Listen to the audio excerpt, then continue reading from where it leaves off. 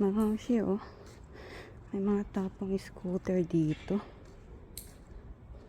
Wow. Tapon na. Maganda pa.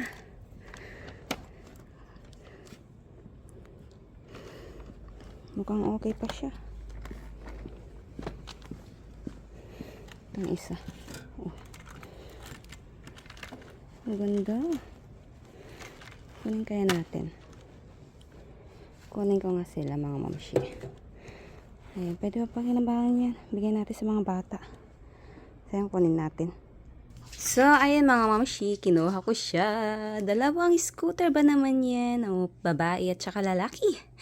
Sa mga may gusto ng scooter para sa kanilang anak, ayan, pag nanalo kayo soon sa aking live, i-request nyo lang ang scooter para sa inyong anak. Ayan, okay pa siya. Ano lang yan, i-brush lang yung ano yan, mawawala yung mga dumi-dumi na yan. Mawawala yan, i-brush nyo na lang. Kung sino man makakatanggap soon. Ito, panlalaki. At pambabae. Ayan, pwedeng-pwede pa to. Maganda pa yan. At saka matitibay yung ganito nila dito mga mamshi. Ayan, so yun lang.